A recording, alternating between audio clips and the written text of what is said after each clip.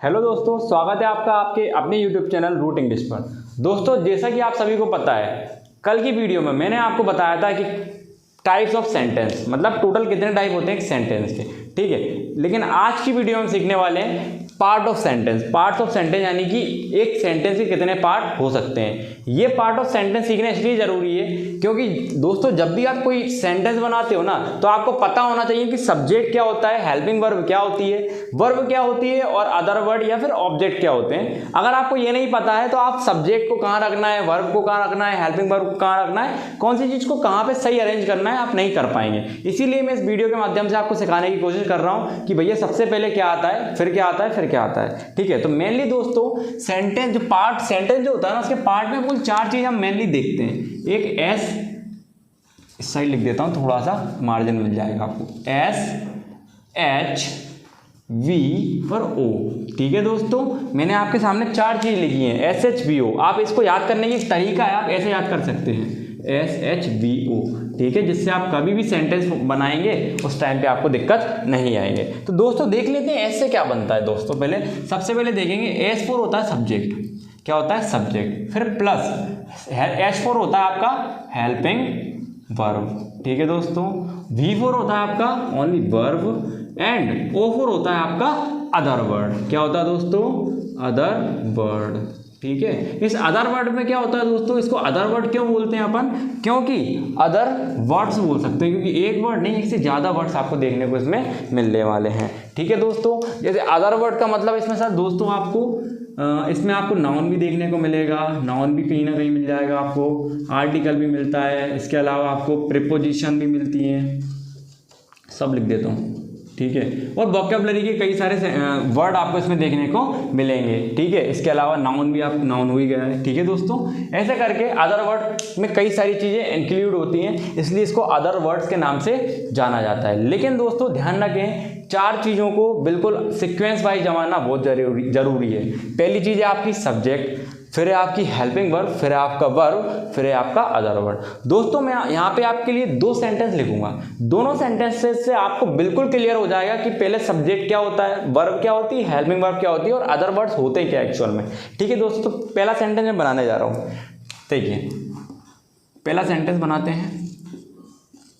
Rohan is eating 2 apples. मैंने लिखा दोस्तों, Rohan is eating 2 apples. Rohan 2 सेब फल जो होते हैं ना वो खा रहा है, ठीक है दोस्तों।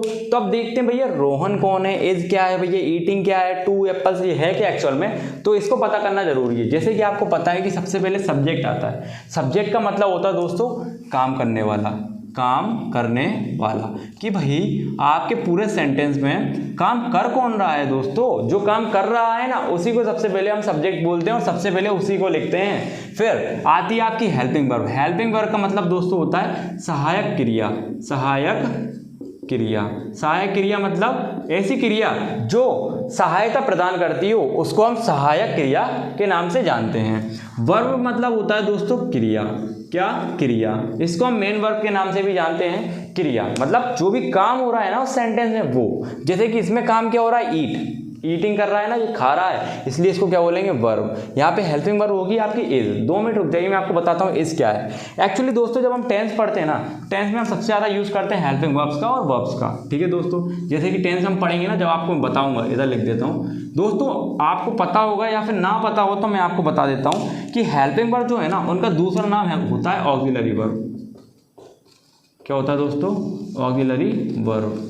इसको हम ऑक्सिलरी वर्ब के नाम से भी जानते हैं या फिर आप इसको हेल्पिंग वर्ब के नाम से भी जानते हैं, ठीक है दोस्तों।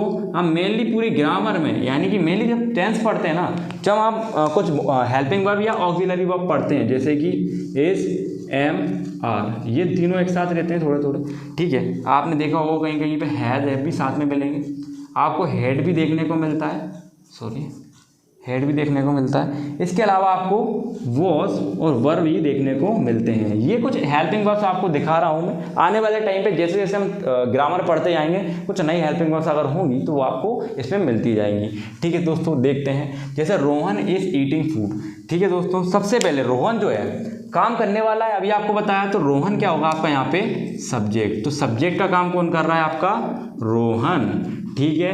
अब हेल्पिंग वर्ब होगी आपकी इज, जस्ट अभी बताया मैंने हेल्पिंग वर्ब क्या होती है, इसको मैं हेल्पिंग वर्ब बोल सकता हूँ ना दोस्तों, तो मैं लिख रहा हूँ हेल्पिंग वर्ब। दोस्तों ईट खाना खाना, ईट मतलब होता है क्रिया करना, काम करना, तो ये होगी आपकी वर्ब, इसको हम मेन वर्ब भी बोलते हैं। और जस्ट आपको बताया टू, टू क्या है दोस्तों आपको पता है, टू एक डिटर्मिनर का काम कर रहा है, यहाँ पे 2 एप्पल्स, 2 एप्पल्स हैं, तो यहाँ डिटर्मिनर्स भी इसमें आ जाते हैं, 2 एप्पल्स, ये सारी की सारी चीज़ें helping verb, subject, helping verb और वर्ब के बाद की जो चीज़ें बचती हैं ना, वो सारी की सारी चीज़ें दोस्तों काय में आ जाती हैं आपकी अदर वर्ड्स में आ जाती हैं, अदर वर्ड्स में आ जाती हैं, अदर वर्ड्स में आ जाती हैं, ठीक है दोस्तों। तो सबसे पहले आपने देखा कि सब्जेक्ट, फिर देखा हेल्पिंग वर्ब, फिर देखा वर्ब, फिर देखा आपने अदर वर्ड। दोस्तों एक सेंटेंस और लिखता हूँ, उससे आपको थोड़ा सा और क्लियर होगा। जैसे मैंने बोला Rahul is a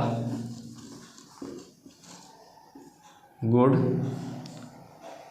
boy, simple सा लिखता हूँ Rahul is a good boy. अब दोस्तों देखते हैं इसमें हेल्पिंग वर्ब क्या है, वर्ब क्या है, अदर वर्ड क्या है, देखते हैं दोस्तों। सबसे पहले देखते हैं राहुल, राहुल जो है बच्चों आपका क्या हो गया सब्जेक्ट, क्योंकि काम कौन कर रहा है आपका यहाँ पे राहुल, तो राहुल हो गया सब्जेक्ट, ठीक है। अब देखिए आप इस क्या होगा आपका, इस यहाँ पे आपकी हेल्पिंग वर्ब का काम नहीं करेगी, यहाँ पे इस जो है ना वो आपकी वर्ब का काम करेगी, यानी कि इसको आप मेन वर्ब भी बोल सकते हो। क्या बोल सकते हो, मेन वर्ब। क्यों, क्योंकि यहाँ पे कोई अलग से काम थोड़ी ना हो रहा है, जैसे इसमें काम हो रहा था रोहन इज ईटिंग, यहाँ पे काम क्या हो रहा है, Rahul is a good boy, यहाँ अलग से कोई काम नहीं हो रहा है। अब देखिए आपको मैंने बताया था ये आपका आर्टिकल आ गया, आर्टिकल आ गया, ये आपका एडजेक्टिव आ गया, एडजेक्टिव भी आपको देखने को यहाँ पे मिलेंगे। बॉय आपका क्या है बच्चों, नाउन है, नाउन में भी कौन सा नाउन है आपका बेटा, ये आपका कॉमन नाउन है। दोस्तों कॉमन नाउन की पूरा नाउन में एक सीरीज में एक यूट्यूब पे एक वीडियो अपलोड करूंगा जिसमें आपको पूरा नाउन क्लियर करा दूंगा, तो उस वीडियो के माध्यम से आप नाउन को अच्छे से समझ सकते हैं कि भैया जो बॉय है कॉमन नाउन में क्यों आ रहा है। तो इसका मतलब दोस्तों मैंने आपको बताया था जब सब्जेक्ट, हेल्पिंग वर्ब और वर्ब का काम खत्म हो जाता है, इसके बाद जो बचे कुछ सेंटेंसेस होते हैं या फिर बचे कुछ वर्ड्स होते हैं वो सारे के सारे दोस्तों काय में आते हैं, आपके अदर वर्ड्स में आते हैं, यानी कि ये सारी चीज़ें आपकी काय में आएंगी, अदर वर्ड्स में गिनी जाएंगी। ठीक है दोस्तों, काय में गिनी जाएंगी, अदर वर्ड्स में गिनी जाएंगी। इस प्रकार नॉर्मल सेंटेंस जो होता है सब्जेक्ट, वर्ब और अदर वर्ड, तो इसका फॉर्मूला तो बन जाता है आपका, दोनों का फॉर्मूला लिख देता हूं क्योंकि आप जब नॉर्मल सेंटेंस, सिंपल सेंटेंस बनाएंगे तब हेल्पिंग वर्ब गायब हो जाती है। जब आप टेंस के सेंटेंस बनाएंगे यहाँ पे वर्ब भी आती है तो वहाँ पे हेल्पिंग वर्ब आ जाती है। देखिए यहाँ पे SHVO सब्जेक्ट भी है, ये रहा, हेल्पिंग वर्ब भी है, ये रही, वर्ब भी है, ये रहा, अदर वर्ड है, ये रहे। ठीक है, इधर तो ये फॉर्मूला होगा। अब यहाँ देखना, यहाँ पे H नहीं है, आपको यहाँ फॉर्मूला बनेगा SVO। तो दोस्तों कुछ नहीं है, आपको जो फॉर्मूला याद रखना है बस ये याद रखना है SHVO। यहाँ H नहीं है, वहाँ पे HVO होगा, यहाँ पे O नहीं है, वहाँ पे SHV रहेगा। सिंपल सी बात है। इधर देखते हैं, सब्जेक्ट कौन हो गया, राहुल, इस क्या हो गई आपकी मेन वर्ब इसको बोलेंगे, और O क्या हो गया आपके अदर वर्ड। ये सारी की सारी चीज़ें, तीनों चीज़ें इसमें क्लियर हो गई। तो दोस्तों इसमें सीखा कि हम एक सेंटेंस को कितने पार्ट में डिवाइड कर सकते हैं और एक सेंटेंस के कितने पार्ट हो सकते हैं। तो दोस्तों कल जो वीडियो डाली थी उसको जरूर देखें, उसके बाद इस वीडियो को भी देखें, इससे आपके ग्रामर की कुछ बेसिक चीज़ें क्लियर होंगी और हो सकता है कुछ नई चीज़ मैंने आपको इसमें सिखाई हो। दोस्तों आपसे एक निवेदन है, आप कृपया कर इस चैनल को सब्सक्राइब करें और आपका हो सके तो इस चैनल को शेयर भी करें और इस वीडियो को शेयर करें और जितना हो सके जितना ज़्यादा आप स्प्रेड कर सकते हैं, फैला सकते हैं, इसको फैलाएं। Thank you.